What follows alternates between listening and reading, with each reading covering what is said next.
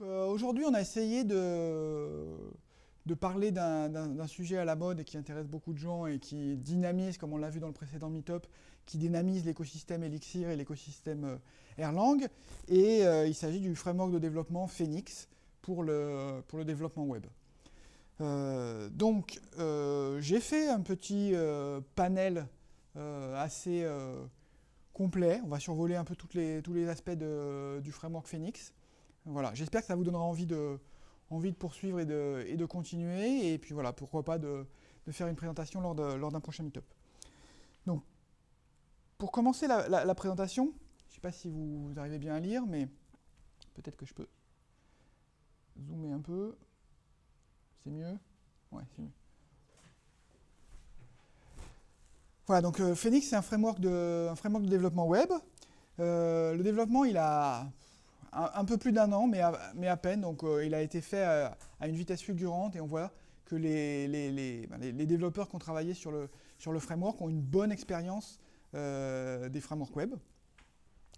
Il a pris de l'inspiration de différents frameworks qui existaient. On voit Ruby on Rails, on voit pré-framework de Scala, on voit des choses qui viennent de Clojure. Donc, ça prend pas mal d'éléments de différents frameworks. Et après 1 an, on arrive quand même aujourd'hui, voilà, depuis août, à une version dite stable, 1.0, que les développeurs encouragent à utiliser en production. Donc c'est quand même, je dirais, un tour de force d'être arrivé à ce stade-là aujourd'hui. Donc c'est grâce à une communauté qui a été, voilà, qui s'est un peu précipitée pour essayer de soutenir l'initiative. Donc les éléments importants, c'est que c'est un framework qui est élégant. Donc on va avoir la syntaxe d'Elixir qui est assez agréable à utiliser. On va avoir le système de macros qui permet d'avoir du code qui est assez, on va dire, compact et très adapté aux différents fichiers qu'on va manipuler, la configuration, le code, les modules, les contrôleurs, les vues, etc. Ce qui est très important et ce qui est beaucoup mis en avant, c'est la performance du framework. Donc tout ça, ça vient de la machine virtuelle Erlang.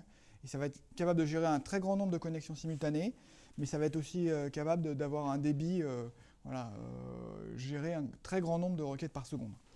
Donc il y a quelques résultats de benchmark qui avaient été faits que j'ai repris sur les slides suivants, mais la performance, c'est vraiment un des critères principaux de motivation d'utilisation de Phoenix.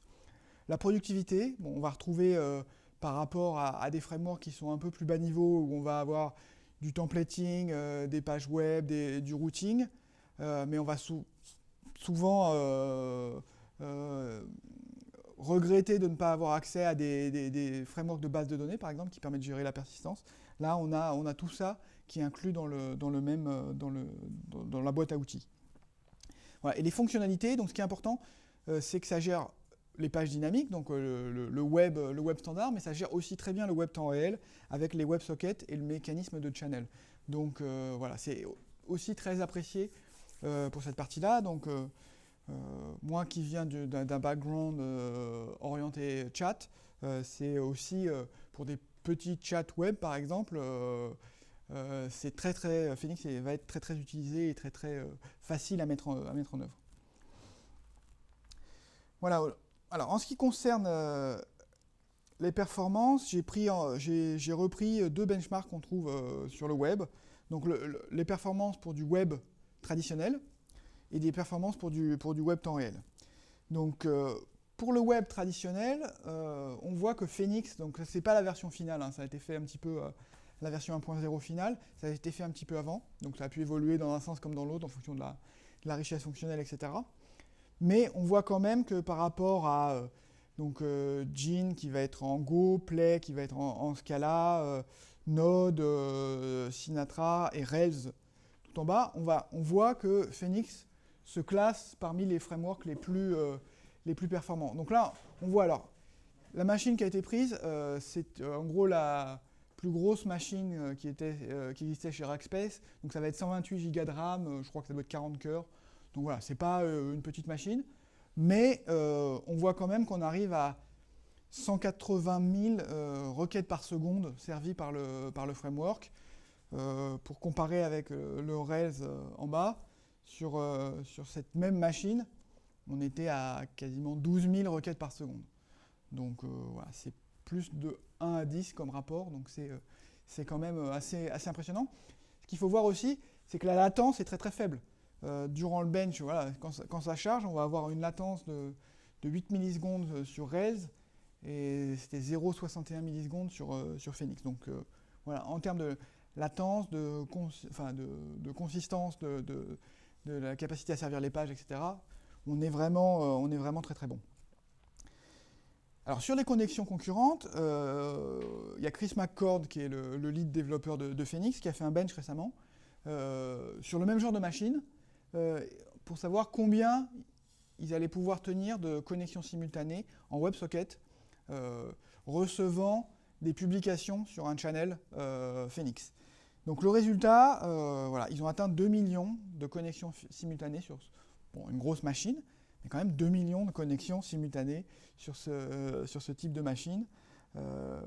Et il a arrêté le bench parce que voilà, c'était la limite. C'était à mon avis son engagement contractuel était de montrer que ça atteignait 2 millions. Il a atteint mission accomplie, je pose le crayon et voilà, problème suivant. Donc là encore la performance est vraiment très très bonne. Donc les raisons de la performance, ben voilà, c'est codé au-dessus de la machine virtuelle Erlang avec les process légers. Donc on n'est pas sur des threads qui vont gérer chacune des requêtes. Là on a des microprocess qui sont schedulés par la machine virtuelle Erlang et qui vont gérer chacune des requêtes. Le routeur, ben voilà, le routeur, c'est du code qui est compilé. Donc on va avoir le résultat qui va être un BIM, un fichier exécutable Erlang qui va tourner sur la machine virtuelle directement, donc c'est pas réinterprété à chaque fois. Les templates sont précompilés aussi.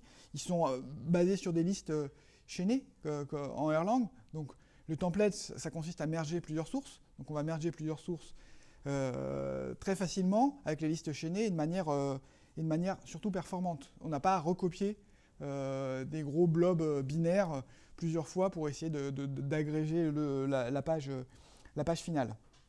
Et puis voilà, il y a le langage qui permet par exemple de faire le match et le routing à partir, on en a parlé tout à l'heure, du pattern matching, donc voilà, qui est très, très performant en Erlang.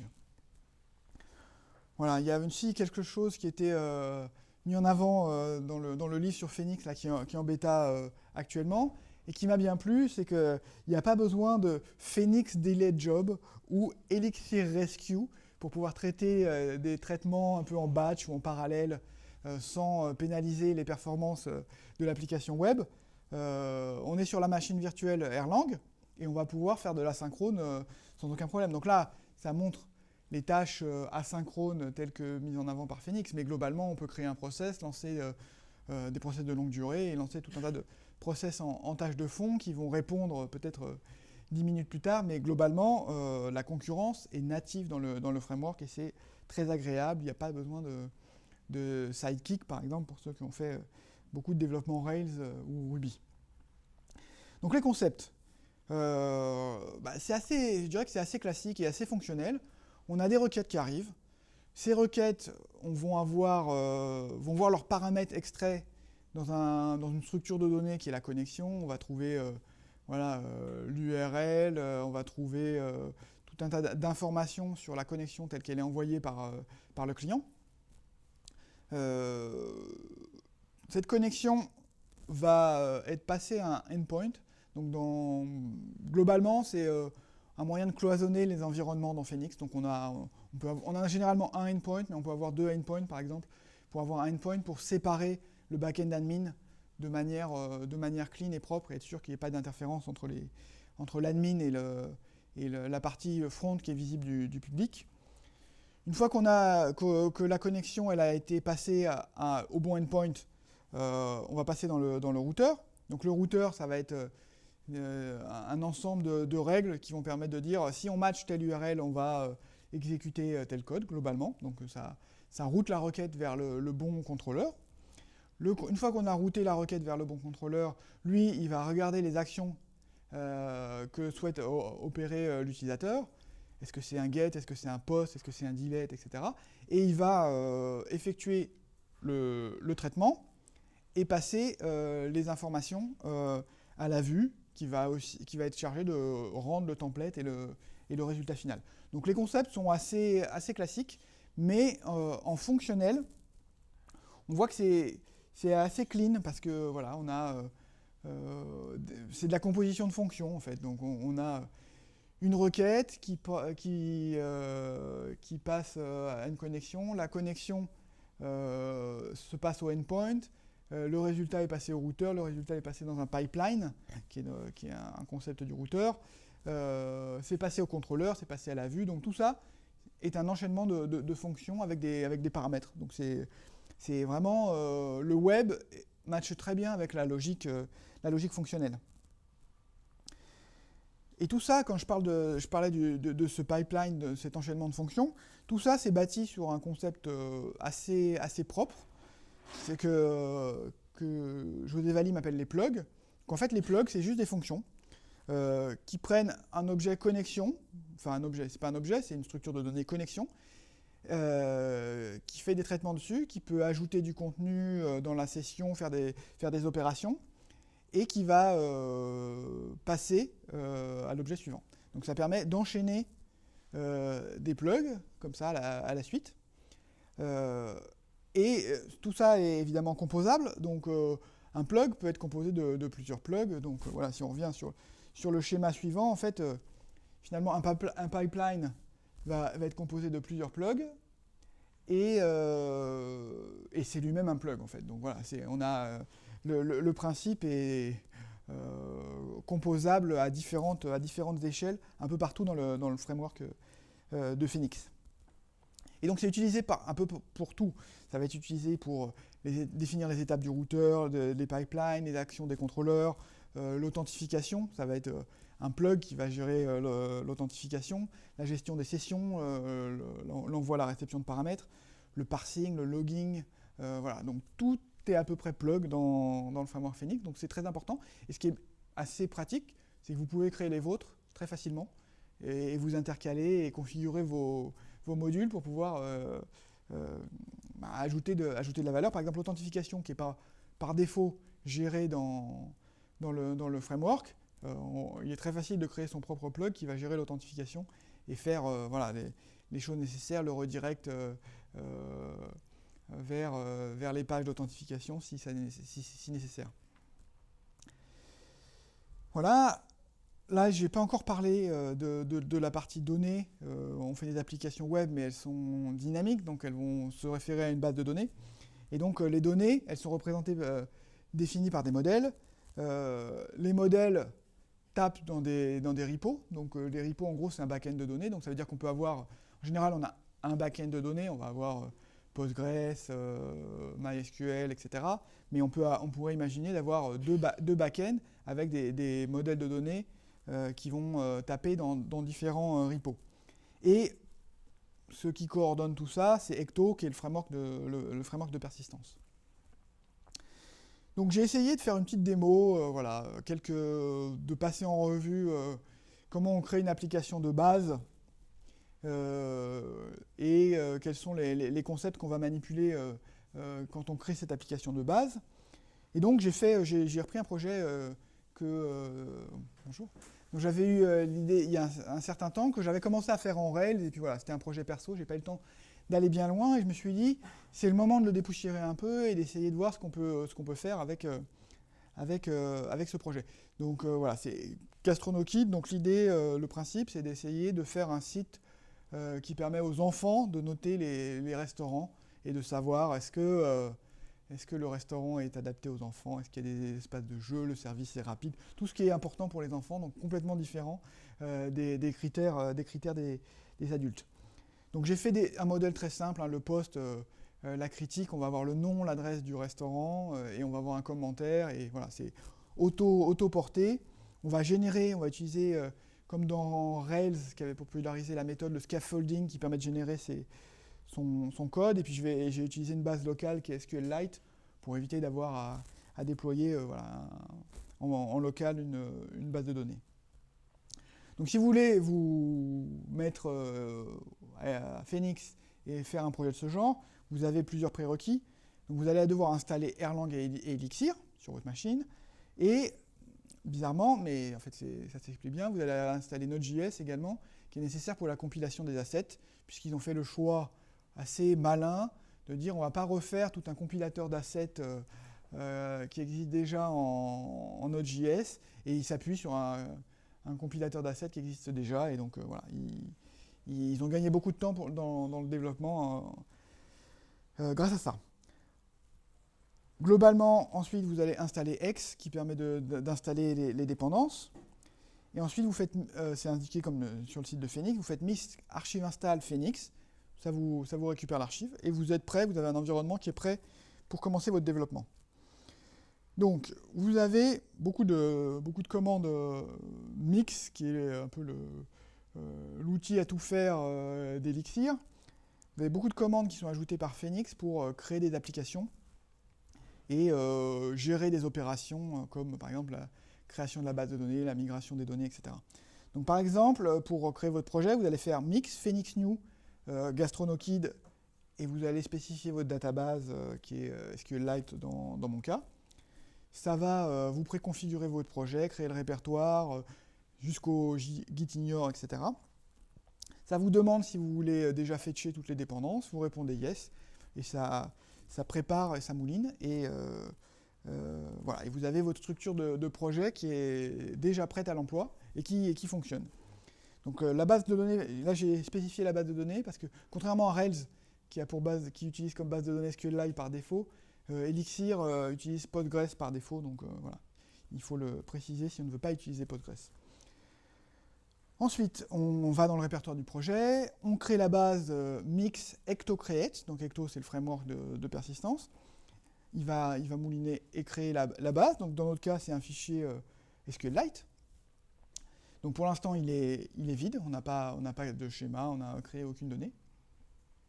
Et on peut déjà démarrer l'application mix Phoenix Server, ou si on veut garder, si on veut avoir une ligne de console qui permet de taper des commandes en Elixir, on fait EEX, qui est la ligne de commande Elixir, -s mix Phoenix Server, et voilà, vous êtes dans votre environnement et l'application tourne. Alors l'application en question, c'est juste une coquille vide, un template, qui va vous donner les liens, vous montrer que ça marche, et vous donner les liens vers les bonnes documentations. Donc le serveur tourne à ce moment-là sur le port localhost 4000. Alors si, donc voilà, donc ça c'est la page, le type de page d'exemple que vous allez avoir quand vous avez le template mis en place par la génération de code de base. Ensuite, il y a quelques fichiers importants. Le fichier qui va contenir la description du projet, les dépendances, etc., s'appelle mix.exs. Donc c'est à la fois un fichier de config, comme ça a été popularisé par Rails également, mais un fichier de config qui est du code, donc qui a un grand pouvoir d'expressivité. Donc c'est un module. Vous allez définir ici votre projet, les éléments de base, la version requise d'Elixir. Et puis ensuite, vous allez avoir, donc ici, vous allez définir l'application, le module à lancer pour la démarrer. Ça, c'est géré par Phoenix, hein, vous n'avez pas à vous en occuper pour le moment. Et vous avez toutes les dépendances qui nécessitent d'être démarrées, donc le framework de persistance. On voit ici Cowboy, qui est le serveur web Erlang qui est utilisé par Phoenix. Donc voilà, vous avez les dépendances qui sont démarrées. Ensuite, qu'est-ce qui est important aussi? Et ici, vous avez les dépendances de votre projet. Donc si vous avez besoin d'une librairie, une bibliothèque tierce, vous allez la rajouter ici. Et quand vous allez compiler votre projet, le code va être téléchargé et ajouté à votre projet automatiquement. Donc voilà, et puis ça c'est des alias qui vous permettent, quand vous tapez mix, des commandes mix, vous allez pouvoir taper mix ecto setup qui va faire la création de la base de données, l'application des migrations, etc. Donc c'est des commandes de plus haut niveau qui permettent de regrouper un certain nombre d'éléments. Ensuite, l'autre fichier important, je parlais du routeur qui est un peu le cœur de la plateforme, donc c'est le fichier web, web/root.elixir. Donc c'est un module, c'est du code également. Et globalement, ce que ça fait, c'est que ça va définir des pipelines qui vont définir en gros les plugs à exécuter dans chaque pipeline. Donc ça commence par un filtre en fait. Donc ici le pipeline browser, il est exécuté si c'est du HTML qui est demandé par rapport au pipeline API qui va être exécuté pour le cas où on demande du JSON. Donc on va avoir implémenté une API. Et ensuite, voilà, on fetch la session, on fait un certain nombre de choses. Et ensuite, on a les scopes qui définissent que le scope, il passe, quand on demande slash, ça passe dans le pipeline browser. Et puis on va définir les ressources. Donc ici, la ressource par défaut sur le slash. Quand on fait un get sur le slash, c'est le patch controller qui est exécuté avec la méthode index de ce contrôleur. Ici, voilà, j'ai déjà modifié des choses après, donc j'y reviendrai plus tard. Ensuite, on va générer du code avec le scaffolding. Donc le scaffolding, ça permet de générer des modèles, par exemple, et les vues qui sont associées, ou ça permet de générer un channel Phoenix. Donc ici, on va générer un modèle que j'ai appelé post, et les vues associées, qui vont nous permettre de démarrer rapidement le projet. Donc j'ai prévu 3 champs, en gros name, adresse, et puis le body, qui est le commentaire de ce qu'on pense sur ce restaurant. Donc il suffit de taper mix-phoenixgen.html. Donc on va, par rapport à la liste des générateurs qui est accessible ici, on a le gen HTML et le gen modèle. Le gen modèle va générer uniquement le modèle, alors que le gen HTML va générer le modèle et les vues associées. Donc voilà, donc on génère mix Phoenix gen HTML. Ici, on a le nom du module en fait. Et ça, c'est le nom un peu élégant qui est associé dans les ressources, les URL, etc. Et puis là, on met les paramètres, donc name, adresse, body. Donc j'ai mis body string, mais string, c'est le paramètre par défaut. Donc name, adresse, body, tout ça, c'est des strings voilà, créés automatiquement. Et donc quand on tape ça, il nous rappelle deux, trois choses. Donc ça, c'est exactement le résultat de la commande. Hein. D'aller mettre la ressource post vers le post controller. Donc dans le web root.x, et donc c'est ce que j'ai fait ici. Donc j'ai copié la version qui contient déjà la bonne ressource. Donc la ressource, là on utilise le mot-clé ressource par rapport au mot-clé get. Resources avec un S. Ressources, ça veut dire qu'on va implémenter toutes les méthodes HTTP. Le get, le post, le delete, voilà. Le contrôleur supporte toutes ces méthodes-là.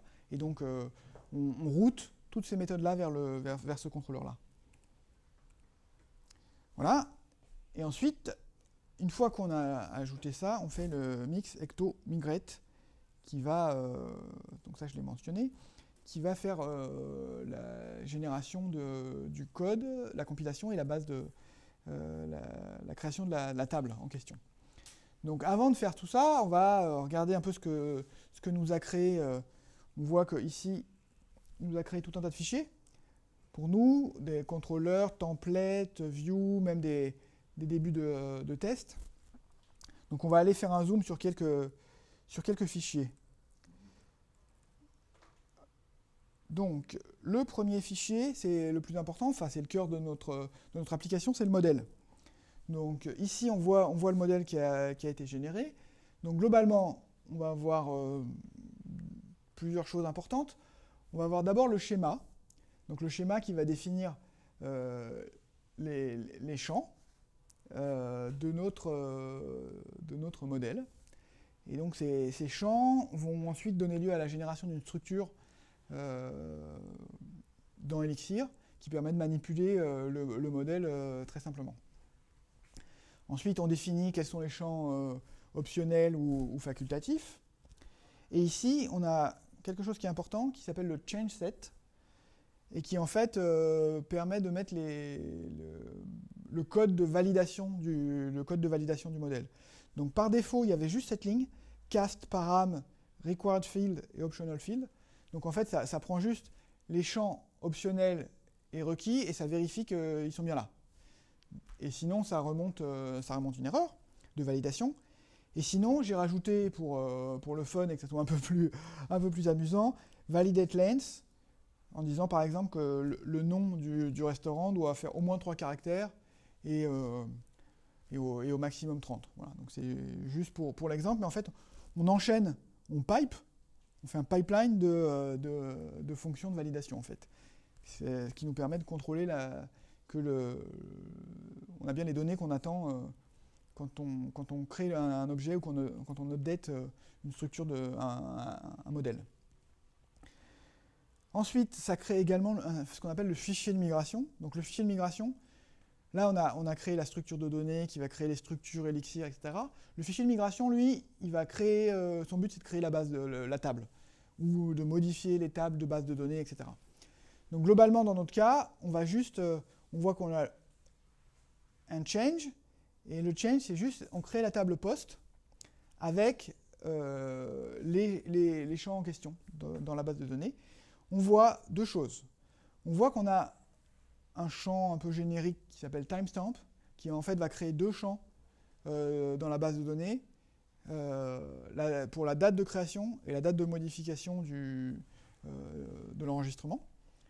Et ce que va faire automatiquement et implicitement Ecto, comme on n'a pas de clé primaire ici, il va créer un champ ID qui va être la clé primaire et qui va permettre d'avoir un identifiant entier pour chaque record ajouté dans l'application. Voilà. Ce qu'on voit aussi, donc c'est une abstraction, on ne fait pas de SQL.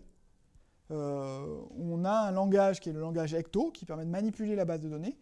Donc c'est important pour plusieurs raisons. La première, c'est que ça permet c'est du code, c'est associé avec son projet, et ça permet de versionner, en gros, le schéma de la base de données en même temps que le code. Donc on a une cohérence qui est promue par le framework lui-même.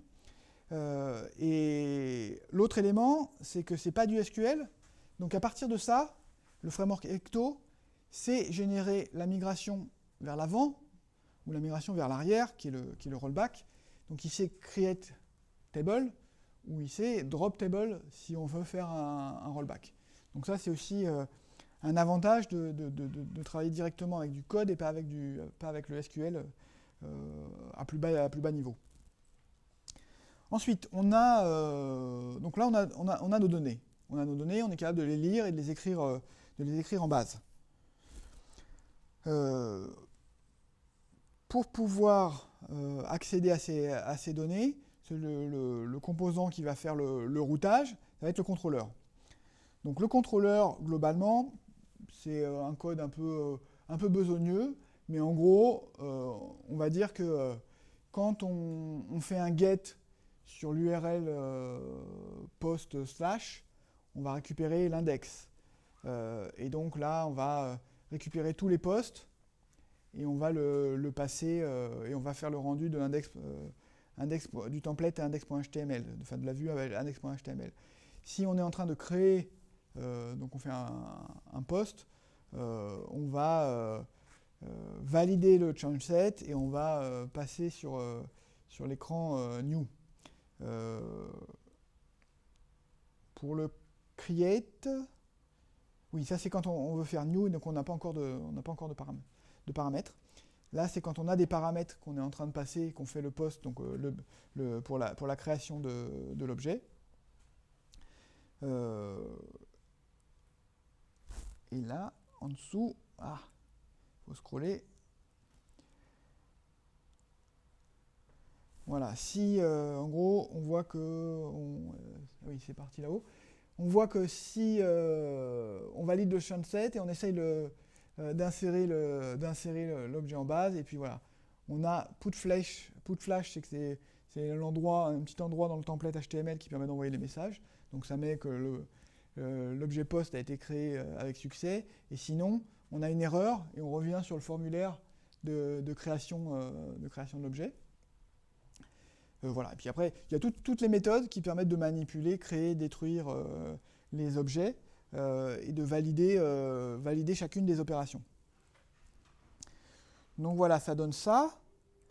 On va avoir... alors, je vais même aller vous faire la démo en live.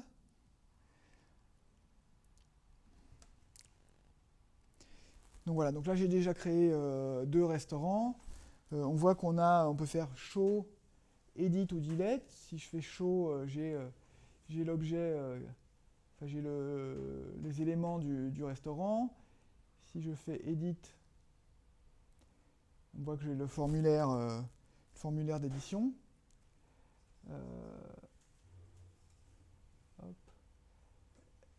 Je peux en supprimer un, et si je fais new, j'ai également la possibilité de créer un nouveau restaurant. Et donc, avec ma validation de tout à l'heure que j'ai ajoutée, je ne mets que 2 caractères dans le nom.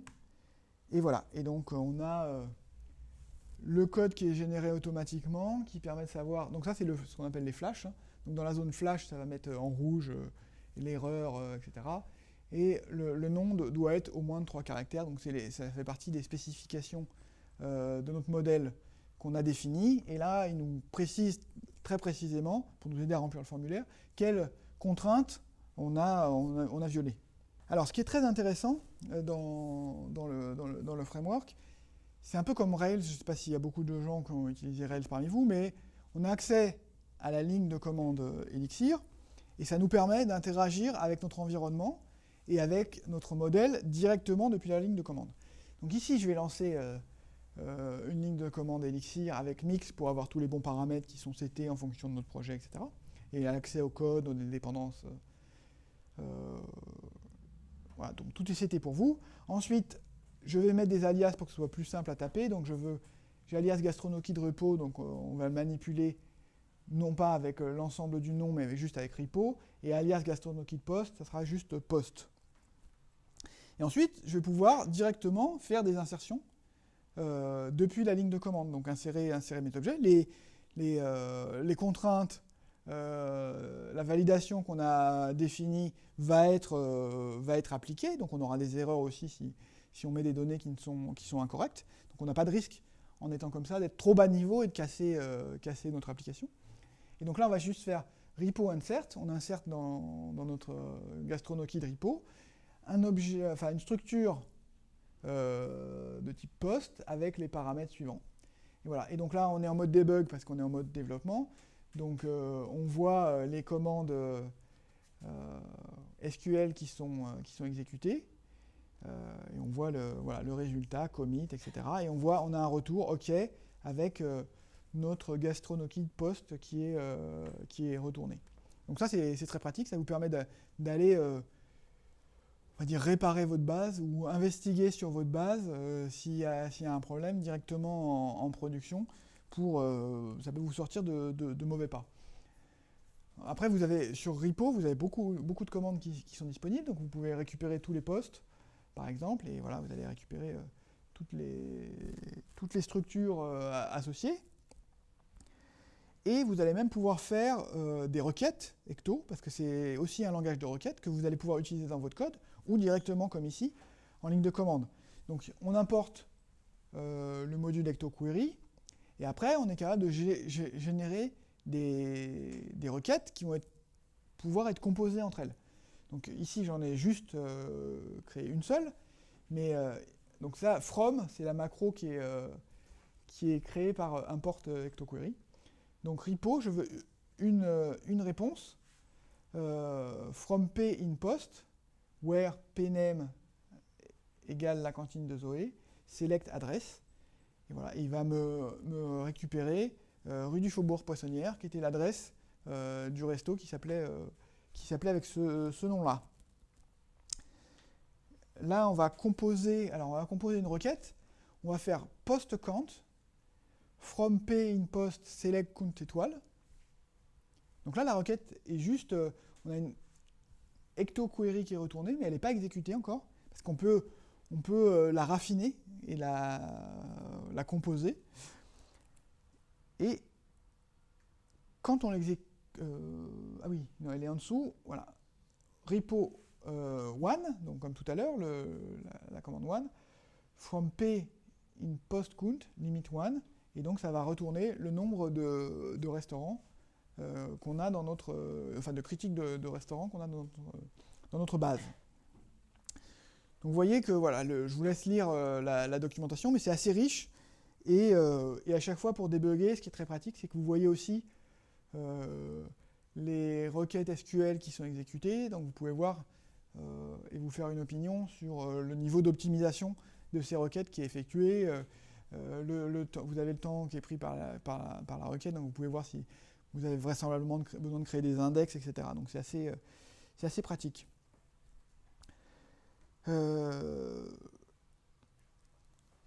Voilà, donc ensuite, je pense que j'ai fait le tour sur... alors, j'ai pas... Est-ce que j'en parle plus loin? Non, pas encore. Non, j'ai pas détaillé les vues, on va revenir dessus, mais c'est beaucoup moins intéressant parmi les fichiers créés. Donc vous allez avoir une vue qui est juste... voilà, la vue, ça sert à placer les helpers qui vont être utilisés par les templates. Donc des fonctions qui vont aider à mettre le moins de code possible dans les templates. Les templates doivent contenir en gros du HTML, quelques boucles d'itération, des placeholders pour insérer vos variables. Et si vous avez des calculs un peu plus... voilà, des opérations un peu plus longues à faire, ça ne va pas se trouver dans le template, ça va se trouver dans la vue, dans des fonctions qui seront appelées par les templates. Mais là, ce qui est généré, c'est une vue qui est vide. Post view, donc voilà, il y a 3 lignes, donc rien dedans, et je vais vous montrer template, post, voilà, donc les templates pour le post sont regroupés ici, et je peux vous montrer par exemple form.html, donc voilà, vous allez avoir des formes et puis des placeholders pour l'action, le champ de set, voilà, tout un tas d'éléments qui vous permettent de faire un formulaire complètement dynamique avec Phoenix. Donc voilà, voilà les vues, je vous laisserai regarder plus en détail. Ensuite, je voulais aborder un petit peu un sujet un peu plus avancé qui vous montre qu'on peut créer son propre plug. Ce n'est pas encore dans l'application de démo, mais ça vous donne l'idée, ça sera intégré. Donc en gros, vous allez créer un contrôleur d'authentification qui va être un plug, un port plug connexion. Et en gros, le plug, ça nécessite une fonction d'initialisation et puis une fonction de call qui va définir qu'est-ce qui se passe quand il est appelé, qui reçoit des données de connexion. Donc voilà, on va récupérer la session, on va récupérer repo get, récupérer les informations dans la base de données, et puis assigner à une variable dans notre session, current user, le user qu'on a récupéré. Et au moment du login, on va placer le user ID qui va pouvoir être utilisé. Quand on se log, on place le user ID dans la session pour qu'on puisse l'utiliser ici et vérifier qu'on est bien logué, etc. Ça permet de passer le current user un peu partout dans l'application et dans ses contrôleurs.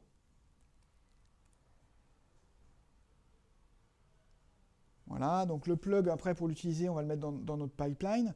Donc à la fin, on va mettre plug gastronokid hôte avec le repo gastronokid repo, pour dire qu'on s'authentifie vers la base de données utilisateur. Et après, dans notre contrôleur, sur les objets post, par exemple, on va pouvoir définir une fonction authenticate qui va dire soit on est authentifié, et on continue dans la liste d'appels de fonctions, on passe la connexion. Sinon, si on n'est pas authentifié, on redirige vers la page de connexion, index, et you must be logged, et on envoie un message dans le flash, you must be logged pour accéder à cette page.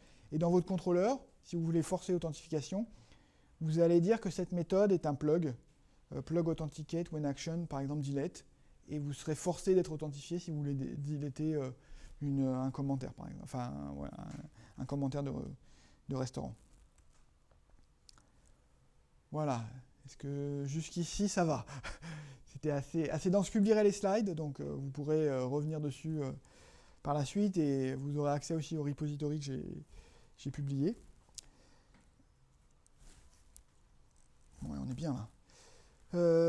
Donc on va aborder le dernier sujet.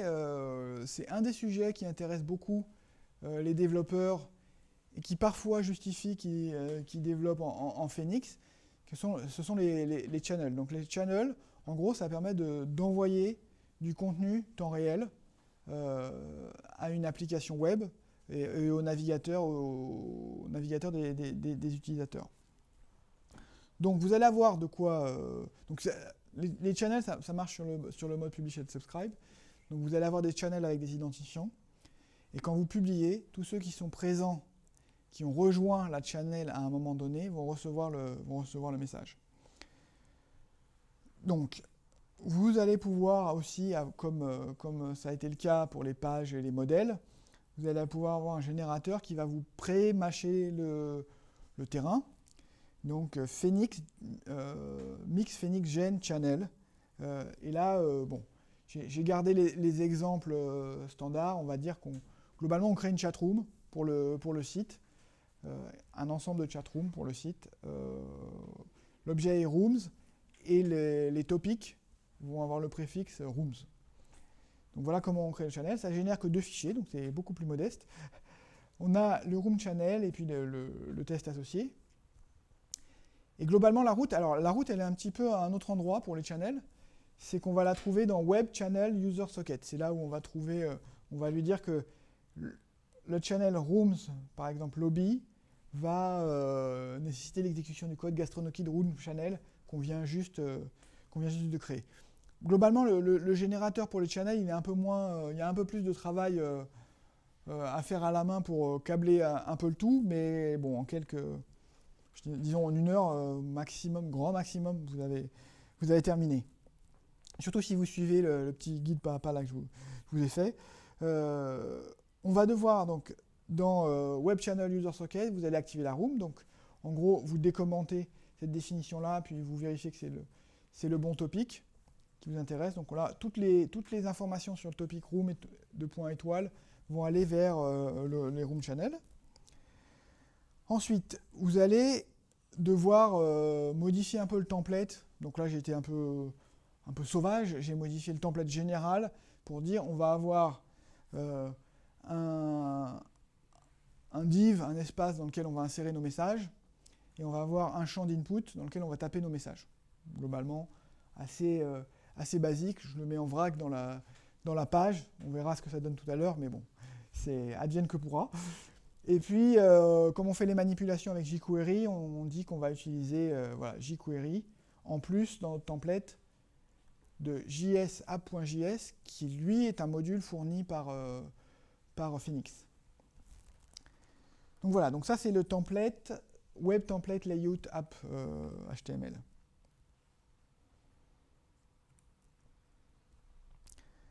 Ensuite, on a un fichier qui s'appelle socket.js, qui est un fichier statique qui est fourni par le framework Phoenix et qui va nous permettre de définir qu'est-ce qui se passe quand on reçoit des événements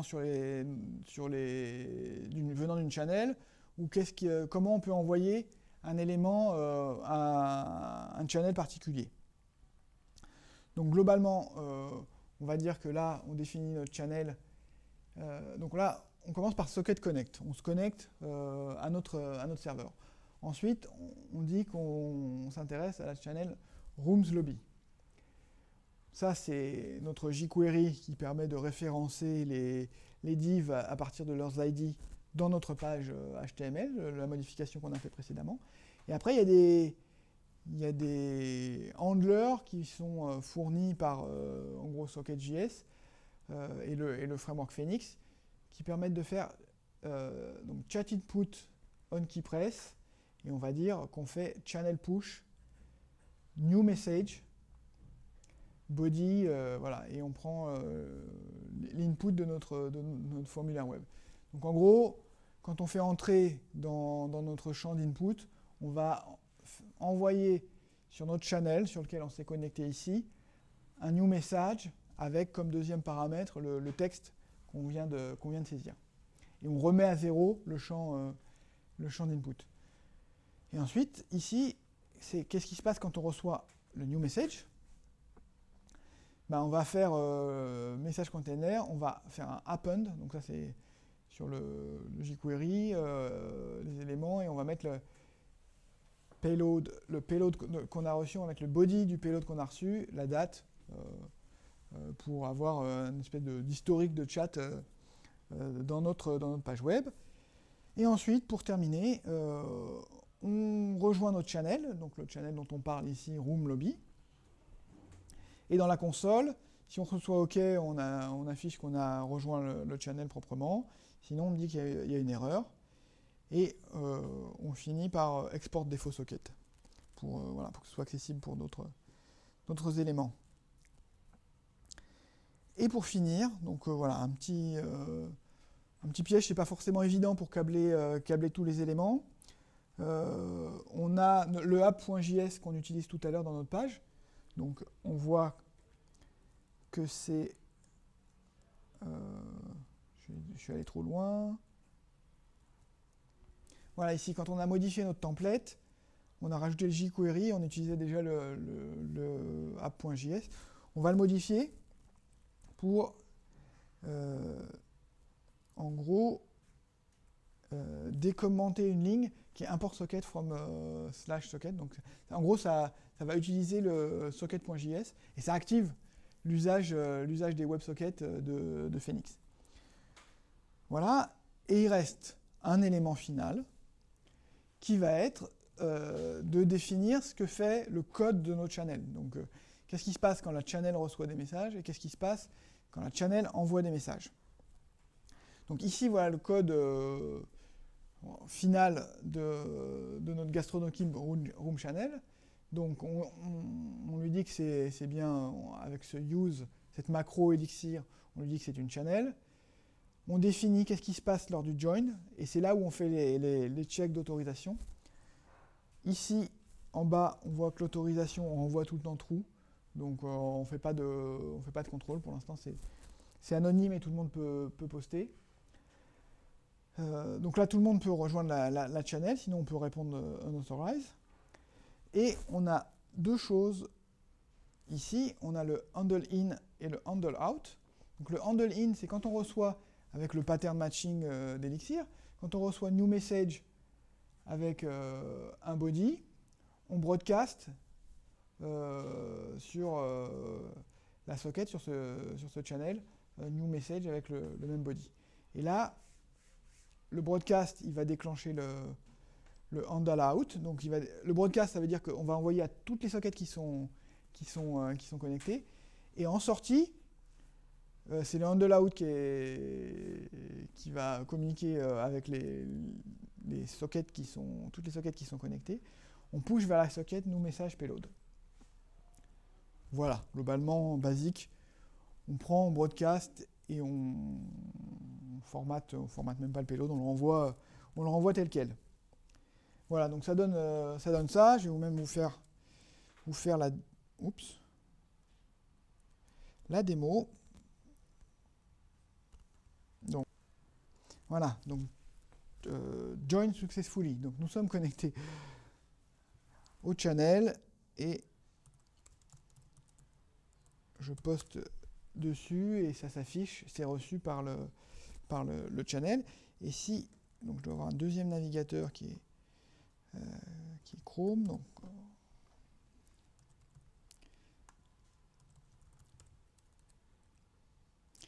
voilà, et ici, c'est bien reçu par le précédent navigateur. Donc on est tous les deux connectés, le broadcast se fait proprement. Donc voilà, il y a beaucoup de travail pour faire un vrai chat au-dessus de ce mécanisme, mais ça fonctionne et c'est pas fait que pour du chat. Hein. Ça peut être pour broadcaster des événements en temps réel, mettre à jour votre page. Voilà, si vous faites un site marchand, que le stock est tombé à zéro, vous pouvez le changer en live sur un produit ou ce genre de choses. Donc c'est l'idée, c'est pour le web temps réel. Voilà, donc vous aurez dans les slides donc, qui vont passer par la page elixirparis.org, vous aurez accès aux slides. Sinon, j'ai publié, il n'y a pas tout, il n'y a pas notamment la partie authentification, mais j'ai publié sur mraymond/gastronokids, vous avez le repository et le code en cours. Et l'idée, c'est que voilà, si ça doit vivre, ça peut devenir un exemple intéressant de projet en Phoenix. Donc, si vous voulez contribuer, améliorer, envoyer des patchs, c'est intéressant. Si on atteint un stade exploitable, on peut potentiellement envisager de le mettre en vrai, en production. Donc voilà, ça dépend de vous. Jouez avec, faites-en quelque chose et voilà, dites-moi si vous avez des questions ou via la mailing list Elixir Paris, on peut discuter du projet et voir les améliorations qu'on pourra apporter sur ce projet.